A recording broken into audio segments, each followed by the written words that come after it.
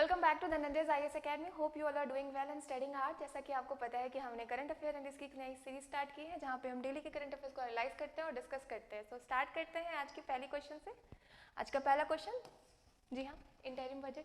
मैंने आपको पहले ही बोला था कि हमने ऑलरेडी ये डिस्कस कर रखा है, बट हम हर क्लास में एक दो क्वेश्चन ज़रूर लेंगे ताकि हमारा रिवीजन भी होते रहे और कुछ नई बातें भी हम जानते रहें। तो क्वेश्चन में पूछ रहा है कि इंटरिम बजट के अकॉर्डिंग किस कंट्री को हम सबसे ज़्यादा एड प्रोवाइड करते हैं। ठीक है, तो अंतरिम बजट के अनुसार भारत की सहायता प्राप्त करने का शीर्ष देश कौन सा है? आप आंसर बताइए। नहीं पता तो फिर एलिमिनेट करते हैं। तंजानिया, हमने ऑलरेडी पढ़ा है ना? बिल्कुल पढ़ा है। क्या पार्टनर स्टेट किसमें? फरीदाबाद में क्या हुआ था बताइए? सूरज कुंड मेला में जो हुआ था उसमें कौन था? तंजानिया था partner state. Okay, sorry, partner country. अब और बताइए, भूटान, ये आंसर हो सकता है? बिल्कुल हो सकता है, भूटान। सबसे ज़्यादा इंडियन एड भूटान को हमारी सरकार प्रोवाइड करवाती है। मालदीव्स उसके बाद सेकेंड नंबर पे है। इंडिया मालदीव्स का बहुत इन डेप्थ एनालिसिस डिस्कशन हमने ऑलरेडी कर रखा है, जहाँ पे हमने इसकी हिस्टोरिकल बैकग्राउंड वगैरह जाने थे और जितने भी पॉइंट ऑफ व्यू हो सकते हैं जहाँ से एग्जाम क्वेश्चन उठा सकता है, हमने ये ऑलरेडी डील कर रखा है। 8 डिग्री चैनल के बारे में भी हमने बताया था। तो यहाँ से हमें ये पता चलता है कि इंटरिम बजट में सबसे ज़्यादा एड हम भूटान को देते हैं। नेक्स्ट क्वेश्चन की तरफ चलते हैं। यहाँ पे यही लिखा हुआ है कि इंटरिम बजट 2024 जो फाइनेंस मिनिस्टर ने अभी दिया है उसमें भूटान को हम सबसे ज़्यादा एड देते हैं, वो सबसे ज़्यादा बड़ा रिसिपिएंट है। ओके, तो ये कहीं ना कहीं जो इंडिया का नेबरहुड फर्स्ट पॉलिसी है उसको बूस्ट कर रहा है। तो ये commitment to support its neighbouring countries, ये इसकी तरफ एक कदम अग्रसर है ना। फिर दूसरा क्वेश्चन, नीतीश डिवाइस, क्या है ये? नाम अच्छा लग रहा है ना, नीतीश डिवाइस। इस तरह के नाम सही रहते हैं, याद करने में दिक्कत नहीं होता है। तो ये अभी हाल ही में लॉन्च किया गया है। क्वेश्चन में बोल रहे हैं कि ये Bihar state disaster management authority ने लॉन्च किया है। तो अब आप बताइए किसके साथ लॉन्च किया है? मैं आपको बताती हूँ कि ये है क्या, बताइए। देखिए, नीतीश डिवाइस जो है ये एक पेंडेंट शेप में, रॉकेट के शेप में एक डिवाइस है जो आपको आधे घंटे पहले जानकारी दे देगा। जितने भी इवेंट आते हैं जैसे कि फ्लड हो गया या फिर थंडर वगैरह हो गया, तो उसकी आपको जानकारी देगा। ठीक है, इसकी खास बात क्या है ना कि ये अगर आप इसको बंद नहीं करेंगे ना तो ये गर्म होते जाता है। कितनी अच्छी बात है। और क्योंकि ये किसान के पास रहेगा जो खेतों में काम करते हैं, तो मान लो उनके पास है, बारिश होने लग गई तो भीग गया, खराब हो गया, तो वाटरप्रूफ भी है। तो ये है नीतीश डिवाइस। आप बताइए इतनी अच्छी डिवाइस किसके साथ मिलकर बनाया गया है? नीतीश डिवाइस जिससे हाल में ही बिहार राज्य आपदा प्रबंधन प्राधिकरण के सहयोग से किसके साथ इन्हें लॉन्च किया गया है? सी एलिमिनेट यहाँ पे तो कर नहीं पाएंगे, है ना, आईआईटी पटना, क्योंकि अभी तक इससे इस साल में इन आईआईटी से रिलेटेड न्यूज़ नहीं आई है। अगर आती तो हम जरूर एलिमिनेट करते हैं। नेक्स्ट क्वेश्चन पे चलते हैं। यहाँ पे देखिए ये बता रहा है कि बिहार स्टेट डिजास्टर मैनेजमेंट ने लॉन्च किया है। नीतीश की फुल फॉर्म क्या है? यहाँ पे नीतीश की फुल फॉर्म है novel initiative technological intervention for safety of human life. Novel initiative technological intervention for safety of human life. मैंने बताया आपको ये पेंडेंट शेप्ड टेक्नोलॉजी है ना। ये प्रोवाइड करेगा अलर्ट फार्मर्स को किसके रिगार्डिंग? फ्लड्स के regarding, lightning, thunder, heat waves के रिगार्डिंग भी और कोल्ड वेव्स के भी रिगार्डिंग। बहुत अच्छी डिवाइस है। किसने बनाया है, किसके साथ मिलकर कोलैबोरेशन में? And IIT Patna. और ये एक साउंड एंड अलर्ट है जो आधे घंटे पहले बता देगा, लाइटनिंग से पहले। इससे पहले भी एक ऐप आया था जो 40 मिनट पहले वार्निंग देता था, आपने याद है? आपने पढ़ा होगा। नाम बताइए क्या था उस ऐप का? देखिए ये आया था आर्टिकल, और अगर ये फोटो विजिबल है तो ये कुछ इस तरह का दिखता है। ठीक है, ये जो है चार्ज होता है हमारे बॉडी हीट से, कितनी अच्छी बात है। और ये जो है ना 3 वेज में काम करता है। सबसे पहले ये आपको मैसेज भेजेगा कि भागो, बिजली गिरने वाली है। फिर ये ग्रीन से रेड होगा जब आप नहीं भागोगे कि खतरे का साइन है, भागो। तब भी आप नहीं भागोगे ना तो ये वार्म होते जाएगा। ठीक है, जब तक स्विच जो इसका यूजर है उसको ऑफ नहीं कर लेता। अच्छी डिवाइस है। इतना आपको नहीं जानना, आपको जानना है कि किसके साथ कोलैबोरेट करके बनाया गया है और किसने बनाया है। इसका फुल फॉर्म जान लेंगे तो बढ़िया रहेगा। बस हो गया। चलिए बाकी कंसेप्ट आपको ध्यान में रखना चाहिए ताकि आपको प्रॉब्लम ना हो बाद में। अगर मगअप कर लेंगे ना तो फिर कंफ्यूज होंगे एग्जाम में। फिर NFT हमेशा न्यूज़पेपर में आता रहेगा, स्टैटिक कंटेंट है बट करंट से लिंक है, हमेशा आएगा। बताइए क्या है NFT? और क्वेश्चन में पूछ रहा है कि NFT यूनिक क्यों है, NFT को क्या विशिष्ट बनाता है, ये क्वेश्चन है।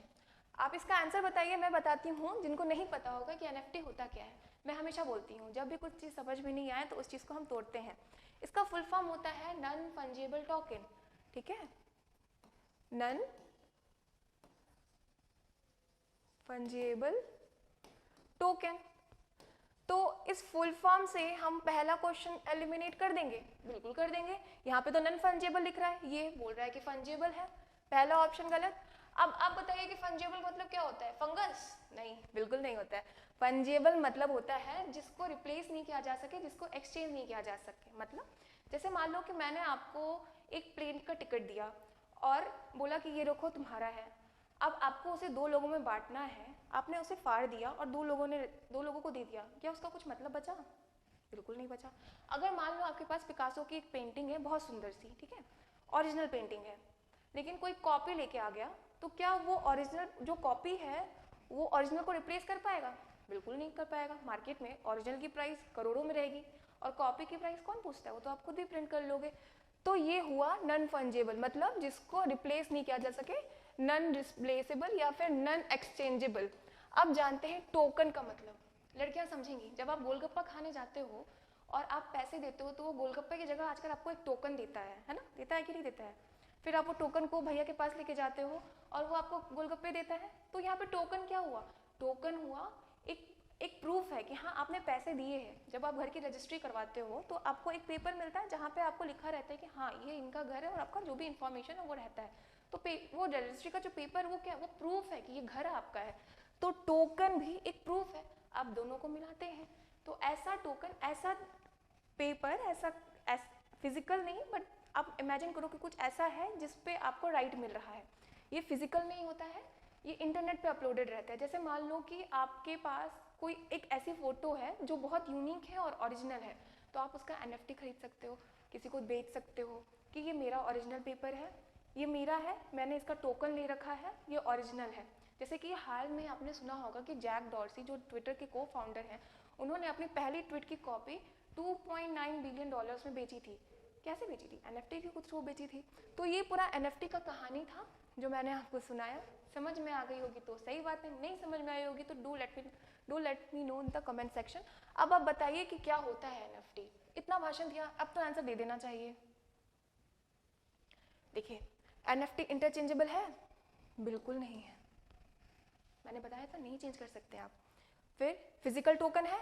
फिजिकल टोकन मिलता है? नहीं, ब्लॉकचेन में अपलोडेड रहता है, ये भी नहीं होगा। नॉन डिविजिबल है? अगर हम यहाँ पे डिविजिबल, लेकिन मैंने पहला एग्जांपल दिया था ना, प्लेन के पेपर को फाड़ दिया तो कोई मतलब रहता है? नहीं, तो नॉन डिविजिबल है। अगर डिविजिबल होता तो ये भी ऑप्शन क्लोज हो जाता, पर ये नॉन डिविजिबल है। तो ये NFT का था, हाल में ये न्यूज़ में रह रहा है काफ़ी, हमेशा पेपर में आते रहेगा कि किसी ने कुछ NFT का बना के बेचा, किसी ने नहीं बेचा। आपको मतलब जाना चाहिए ताकि अगर आप न्यूज़पेपर रीडिंग कर रहे हो तो आपके लिए बेनिफिशियल होगा। और एक और बात, बहुत बार ऐसा हो जाता है कि लोगों को लगता होगा कि यहाँ पे मैंने पेपर की कटिंग दे रखी है तो आज का न्यूज़पेपर का सेशन हो गया, न्यूज़पेपर नहीं पढ़ेंगे। ऐसा नहीं है, मैं कभी नहीं कहूँगी कि आप न्यूज़पेपर मत पढ़ो। Newspaper is like a life line of civil service aspirant. आप पढ़ो, कैसे भी न्यूज़पेपर पढ़ना ही पढ़ना है। अगर आप सिविल सर्विस हटा दो, अगर आप वन डे एग्जाम का भी प्रिपरेशन कर रहे हो तो भी न्यूज़पेपर आपके लिए मैंडेटरी है, क्योंकि आपका ऑब्वियसली इंग्लिश, CR, ग्रामर, हर चीज़ पे कमांड रहेगा। तो न्यूज़पेपर बिल्कुल नहीं छोड़ना। तो हमेशा आपको मिल जाएगा साइड में कहीं ना कहीं लिखा हुआ, आपको इशू ना है इसलिए मैंने यहाँ पे बता दिया कि NFT होता क्या है। तो everything from drawing, photos, videos, GIF, music, in game, मतलब हर चीज़ को आप टर्न कर सकते हो NFT में, which can be then traded online using crypto currency. Easy, बहुत, इससे सिंपल टर्म कुछ नहीं हो सकता, इससे लेमैन डेफिनेशन नहीं हो सकता है इसका। ओके, तो आप किसी भी जो आपके पास ओरिजिनल कंटेंट है उसको डिजिटल फॉर्म में कन्वर्ट कर सकते हैं, ठीक है, हो गया, यही सब है। इसका एक ही ऑनर होता है एक टाइम पे, और ये एक ओनरशिप का प्रूफ है जो ब्लॉकचेन के द्वारा पावर्ड रहता है। नेक्स्ट क्वेश्चन पे चलते हैं। C-Care पोर्टल किसने लॉन्च किया है? ये PM केयर वाला CA केयर नहीं है, ठीक है, सी के पोर्टल किसने लॉन्च किया है? अब बताइए किसने किया है? मैं बताती हूँ कि किन के अंडर कौन कौन सी मिनिस्ट्री आती है। Shri Prahlad Joshi, minister of coal. Hardeep Singh Puri, home affairs ministers. Rajkumar Singh, new and renewable energy. Giriraj Singh, Bihar वाले। ये आपको जानना चाहिए गिरिराज सिंह कहाँ से हैं और क्या है ये बताइए। मैं बताती हूँ कि सी के पोर्टल क्या है। सी के पोर्टल मतलब ऐसा पोर्टल जहाँ पे जो कोल के मिनिस्ट्री ऑफ कोल ने ये किया है, मतलब ऑब्वियसली श्री प्रहलाद जोशी ने किया है।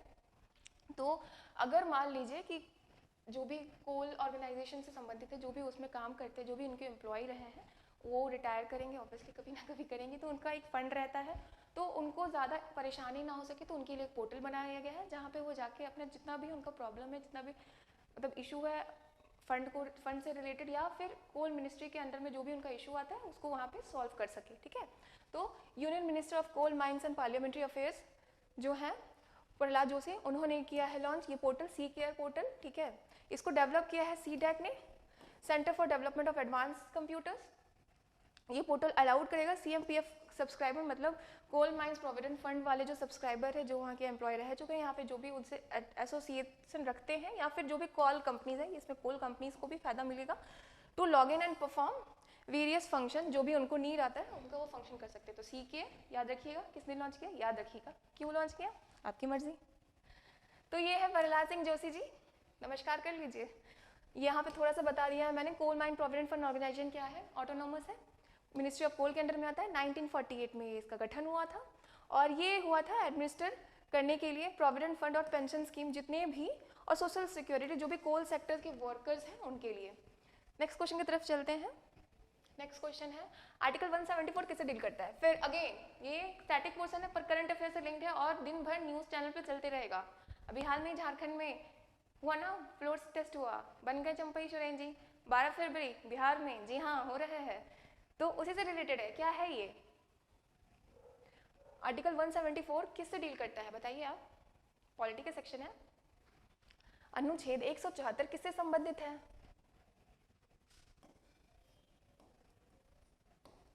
एसडीपी जानते हो, मेरे लिए यहाँ पे एसडीपी हो जाएगा सस्टेनेबल, सॉरी मेरे दिमाग में चल रहा था, एसडीपी हो गया समन डिसॉल्व प्रोरोग, किसका पावर, गवर्नर का पावर। तो session of state legislature prorogation and dissolution, ये इसका आंसर होगा। तो क्या होता है कि गवर्नर के पास एक पावर होती है आर्टिकल 174 के अंडर, जिसमें वो किसी सेशन को एस समन कर सकते हैं, डी डिसॉल्व कर सकते हैं और पी प्रोरोग कर सकते हैं। तो ये कहता है आर्टिकल 174। ठीक है, और आर्टिकल 174 का ही सब सेक्शन है 2B, वो कहता है कि गवर्नर कर सकता है on aid and advice of cabinet. ठीक है, और फिर आर्टिकल 175 कहता है कि ये गवर्नर जो है हमारे, वो फ्लोर टेस्ट के लिए बुला सकते हैं चीफ मिनिस्टर को, ताकि वो अपना कॉन्फिडेंस शो कर सके कि वो मेजॉरिटी में है। ओके, फ्लोर टेस्ट क्या होता है सबको पता है, क्या होता है, टेक्निक है जहाँ पे आपका जो मेजॉरिटी रूलिंग पार्टी है वो अपना कॉन्फिडेंस दिखाएगा कि हाँ हमारे पास बहुमत है, हमारी बहुमत की सरकार है। बट फिर आता है आर्टिकल 163, ये क्या कहता है ना कि गवर्नर को ये पावर तभी मिलेगा जब आपका जो असेंबली है वो सेशन में नहीं है। मतलब अगर सेशन में असेंबली होगा तो ये पावर किसके पास आ जाती है, हमारी स्पीकर भाई साहब को आ जाती है। आई बात समझ, आर्टिकल 174 बहुत इंपॉर्टेंट। तो देखिए मैंने बताया ना कि 47 वोट, ये सब आपको जानना नहीं है, मैंने आपको बताया फ्लोर टेस्ट क्या होता है, आर्टिकल 174 क्या होता है, आपकी एग्जाम पॉइंट ऑफ व्यू से ये बहुत इंपॉर्टेंट हो सकता है। चलिए, गवर्नर का जो टॉपिक है ना वो हमेशा न्यूज़ में रहेगा, तो बारीक सनसनी निगाहों से नहीं देखना है, अटक के देखना है। फैक्चुअल क्वेश्चन, तालावीर थर्मल पावर प्रोजेक्ट कहाँ लोकेटेड है बताइए आंसर। तालावीर थर्मल पावर प्रोजेक्ट कहाँ स्थित है, एलिमिनेट करें, चलिए करते हैं। गुजरात, रट गई हूँ यार, दिन कितना बोलूंगी, सीवीड बिल्कुल। गोवा, कल ही के क्लास में बताया था क्या, इंडिया एनर्जी वीक कहाँ हो रहा है, गोवा में हो रहा है। किसने इनॉग्रेट किया, हमारे मोदी साहब ने किया। न्यू दिल्ली, मोदी साहब ने किया, क्या किया, इनॉग्रेट किया। किसको किया, सॉलिसिटर जनरल और अटॉर्नी जनरल का जो कॉन्फ्रेंस हुआ था, जी हाँ उसको इनॉग्रेट किया। बचा क्या, सो इजी, उड़ीसा, मैंने बोला ना एलिमिनेट करो ना, सब आएगा। तो तालाबीर थर्मल प्रोजेक्ट जो है ये इसका फाउंडेशन स्टोन रखा है, किसने रखा है? हमारे ऑनरेबल प्राइम मिनिस्टर ने रखा है। कहाँ रखा है? संबलपुर उड़ीसा में रखा है। ठीक है, इतना जाना नहीं जानना है कि कितना पैसा लगा है, 27,000 करोड़ लगा है। कैपेसिटी कितना है? अच्छी बात है, जानोगे, नहीं जानोगे कोई इशू नहीं है। और हाँ, ये जो है इसका पावर परचेस एग्रीमेंट हुआ है किसके किसके बीच? उड़ीसा, तमिलनाडु, केरला और पुडुचेरी। कितना किसको कितना मिला है उतना यार। चलो, अब इसमें एक बात कही गई है कि ये जो है ना हायर एफिशिएंसी का होगा और पोल्यूशन को थोड़ा सा कम करेगा। क्यों? क्योंकि यहाँ पे ये eco friendly 10% eco friendly biomass firing initiative के अंदर में आ रहा है। अब बायोमास फायरिंग, भाई साहब क्या है ये? बायोमास को फायरिंग इनिशिएटिव, चलिए तोड़ते हैं। बायोमास को फायरिंग, बायोमास क्या होता है? यहाँ पे लिखा हुआ है प्लांट और एनिमल मटेरियल से हम फ्यूल प्रिपेयर करते हैं। कोयला नहीं हुआ, आपका हो गया गोबर, बायोगैस से हो गया, तो वही हो गया बायोमास। तो जिससे हम इलेक्ट्रिसिटी या फिर हीट प्रोड्यूस कर सकते हैं। और किससे कर सकते हैं? वुड से बिल्कुल कर सकते हैं। तो ये है टाइप्स ऑफ बायोमास। तो एनिमल मैन्योर, गोबर हो गया, वुड हो गया, फिर कुछ कुछ क्रॉप से भी बिल्कुल कर सकते हैं। उसके बाद फिर सीवेज से भी हम कर सकते हैं। तो ये टाइप्स ऑफ बायोमास हो गए। बायोमास क्या होता है? तो बायोमास प्लांट है या फिर एनिमल है जिसके हम प्रोडक्ट से या फिर उसके किसी मटेरियल से हम इलेक्ट्रिसिटी या हीट प्रोड्यूस कर सकते हैं। चलो, बायोमास का तो फंडा क्लियर हो गया। अब को फायरिंग क्या होती है ये बताओ? साथ साथ फायर करना? बिल्कुल नहीं होता है। जैसे मान लो कि आप थर्मल पावर प्लांट, मतलब आप कोयले से एनर्जी निकाल रहे हो, तो मान लो अगर हम थोड़ा सा कोयला निकाल के उसमें थोड़ा सा बायोमास डालते तो थोड़ा सा तो पोल्यूशन कम होगा कि नहीं? यही होता है को फायरिंग। बायोमास को firing is a practice of substituting, मैंने बताया कोयला थोड़ा सा निकाल के हम बायोमास डाल देंगे as a part of fuel with biomass at coal thermal power plant. तो ये जो तालाबीर वाला जो है थर्मल पावर प्लांट, वहाँ पे इस मेथड को हम यूज कर रहे हैं। तो आपको क्या जानना है? आपको जानना है तालाबीर कहाँ पे है? उड़ीसा में है, संबलपुर में है, और किससे हो रहा है? 10% बायोमास को फायरिंग। ठीक है, चलो नेक्स्ट क्वेश्चन पे चलते हैं। लेक रोटोरुआ, ये हाल ही में समाचारों में दिखी गई लेक रोटोरुआ झील कहाँ स्थित है? अब बताइए बताइए बताइए, जल्दी बताइए, चैट बॉक्स में बताइए कहाँ है स्थित। देखिए, एलिमिनेट करें? बिल्कुल करते हैं। लंदन, कुछ दिन पहले ही मैंने बताया था लंदन के बारे में। क्या बताया था? कंजेस्टेड सिटी रिपोर्ट आई थी टॉमटॉम वाली, बिल्कुल आई थी। सबसे ज्यादा कंजेस्टेड सिटी कहाँ है? लंदन में है। बेंगलुरु का रैंक क्या है? अब बताइएगा, मैंने बता रखा है। तुवारू, ये एल है, ठीक है, तुवालू। क्या क्या बताया था मैंने इसके बारे में? कहाँ है ये बताइए? और कुछ बताया था मैंने इसके बारे में, ये भी बताइए। और काबो वर्डे, सबसे अच्छी गुड न्यूज, मलेरिया फ्री, किसने कहा? WHO। कहाँ है? African country. किस साइड? West side. किसके किसके बीच? 10 आइलैंड कंट्री है, ये अफ्रीका है, यहाँ पे मॉरिशियाना है, यहाँ पे सेनेगल है, और यहाँ पे 10 आइलैंड कंट्री है। क्या है? काबो वर्डे है। क्या है? मलेरिया फ्री है। बचा कौन? न्यूजीलैंड बच गया। तो आंसर न्यूजीलैंड हो गया, इतना इजी। तो ये न्यूज़ में क्यों है? क्योंकि इसके पीछे छुपी हुई हाइड्रोथर्मल सिस्टम मिली है अंडर द लेक रोटोरुआ, जो एक डॉर्मर वोल्केनो हट है। कहाँ है? न्यूजीलैंड में है। न्यूजीलैंड में नॉर्थ, जो न्यूजीलैंड का आइलैंड डिवाइडेड है, तो नॉर्थ आइलैंड के साइड में यहाँ पे है रोटोरुआ। ओके, ये प्लेसेस न्यूज़ में से हो गया। अब मैंने पूछा था तुवालू कहाँ पे है, तो ये देखो ऑस्ट्रेलिया है यहाँ पे, ये पैसिफिक ओशन है, पैसिफिक ओशन के वेस्ट साइड में है तुवालू। ये भी न्यूज़ में रहा था। क्यों रहा था? क्योंकि यहाँ पे पहले प्रो ताइवान का सरकार था, अब चाइना की सरकार आ गई, मतलब जो प्रो चाइना सरकार है, हर जगह प्रो चाइना आ रहे हैं, तो ये इसीलिए न्यूज़ में था तुवालू। अब चलते हैं नेक्स्ट क्वेश्चन की तरफ। काफी फैक्चुअल, माघ बिहू, इसमें कुछ एलिमिनेट नहीं कर सकते हैं। असम कर सकते हैं, क्योंकि असम के डिब्रूगढ़ में क्या बना था? नेचुरोपैथी का क्या हॉस्पिटल 100 बेड का। याद आया? बिल्कुल आया। तो असम आंसर होगा एलिमिनेट करने की टेक्निक से, है ना? बट सॉरी, असम आंसर नहीं होना चाहिए ना, क्योंकि एलिमिनेट हो गया।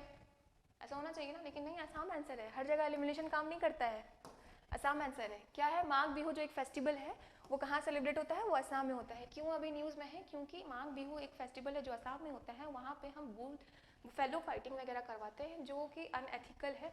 2014 में सुप्रीम कोर्ट ने इस तरह का जो भी गेम है जैसे जल्लीकट्टू वगैरह हो गया इसको बैन कर दिया था, बट फिर जो वहाँ की रीजनल पॉलिटिकल पार्टीज़ है कुछ मतलब कंसेशन वगैरह दे के वो जो जल्लीकट्टू वगैरह है उसको फिर से रीऑर्गेनाइज कराना स्टार्ट कर दिया। उसी बीच में माघ बिहू में जो बुल फाइटिंग होती है तो असम की गवर्नमेंट ने भी स्टार्ट कर दिया और बोला कि हम ना गाइडलाइंस भी फॉलो कर रहे हैं, जो वो फेलो पार्टिसिपेट कर रही है उनको कोई इशू नहीं आने वाला है।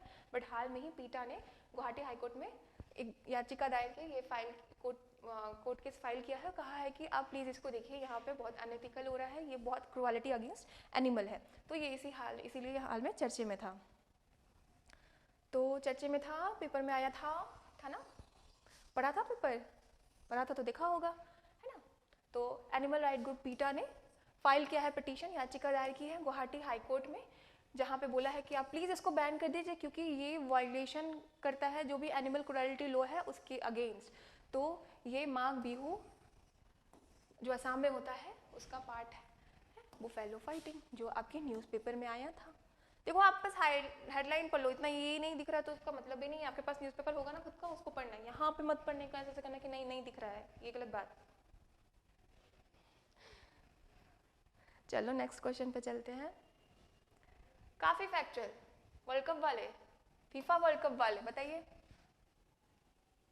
जब क्रिकेट का मैच होता है तब मची रहती है, जब वर्ल्ड कप का रहता है तब मची रहती है। बताओ कहाँ पे हो रहा है? अभी हाल में मैंने बताया था नॉर्थ कोरिया साउथ कोरिया, जी हाँ क्या बताया था, 38 डिग्री पैरेलल क्या करता है, डिवाइड करता है। नॉर्थ कोरिया किसका पार्ट, मतलब कौन सपोर्ट करता है, यूएसएसआर, साउथ कोरिया यूएस के लिए ये दोनों का फाइट अब एक तरह से थर्ड फ्रंट हो सकता है। First front Russia Ukraine, second front Israel Hamas, third front almost create हो रहा है। कहाँ हो रहा है? North Korea south Korea. अब बताइए जर्मनी, मैंने बताया था, क्या बताया था, आईवीएफ, क्या हुआ था आईवीएफ में, राइनो क्या, अरे व्हाइट राइनो का आईवीएफ हुआ था, यही बताया था। बताइए अभी न्यूजीलैंड का बताया था, क्या बताया था, लेक, अभी तुरंत बताया था, भूल गए, लेक रोटोरुआ। तो अब आंसर बताइए क्या होगा। यूएस का भी मैंने बताया था, क्या बताया था, ड्रोन खरीदा है, क्या ड्रोन खरीदा है, MQ-9B। अब इसका आंसर क्या होगा बताइए। फीफा विश्व कप 2026 की सह मेजबानी कौन देश करेगा? ये करेगा कनाडा, अमेरिका और मैक्सिको। कौन करेगा? Canada, America, Mexico. बस इतना जानना है, बस वहीं पर रुक जाना उससे ज़्यादा जान लो, क्या दिक्कत है। नॉलेज का कोई छोर होता है? बिल्कुल नहीं होता है। तो फीफा वर्ल्ड कप जो है वो ऑर्गेनाइज हो रहा है, 3 होस्ट कंट्री है, United state, Canada, Mexico, okay. और यहाँ पे 60 गेम्स प्ले करेंगे यूएस में, जहाँ पे क्वार्टर फाइनल भी होंगे, और कनाडा और मैक्सिको में 10-10 ईच होंगे। इतना नहीं जानना है, आगे चलो, चलते रहो बढ़ते रहो। काफ़ी फैक्चुअल। रिसेंटली कौन से एस्ट्रोनॉट ने वर्ल्ड रिकॉर्ड सेट किया है कि वो स्पेस में सबसे ज़्यादा रहे थे? ये जो वर्ल्ड रिकॉर्ड है, मतलब ये 2-2.5 साल के लगभग स्पेस में रह के आ रहे हैं और एक रिकॉर्ड बनाया है। और एक बात, ये रशिया के हैं। अब बताइए कौन है ये? हाल ही में किस अंतरिक्ष यात्री की उड़ान भरी खर्च करने का एक नया विश्व रिकॉर्ड अंतरिक्ष में अधिकतर समय के लिए बनाया है? Recently, which astronaut has set a new world record for spending the maximum time in space? Answer: Oleg Kononenko. Oleg Kono. कौन किया? कोनोनिको ने किया। फोटो भी है, मैंने रखी है उनकी, बहुत स्मार्ट दिखते हैं, अच्छे दिखते हैं। ये 59 के हैं, 59 years of age, spending almost 2.5 years in the space. You can see the stamina he has. So has broken the world record for the most of the time in space, surpassing compared German Gennady Padalka. इन्होंने record तोड़ा है, इतना नहीं याद रखना है। इन्होंने 278 days और ऑर्बिट में स्पेंड किया, और जो 1000 डे हो जाएगा जून 5, 2024, जो कि है 2.5 साल ऑलमोस्ट। तो ये था आज का सेशन। होप आपको पसंद आया होगा। अगर कोई भी क्वेरी है तो do let me know in the comment section. तब तक में जुड़े रहिए, पढ़ते रहिए। तब टेक केयर, बाय।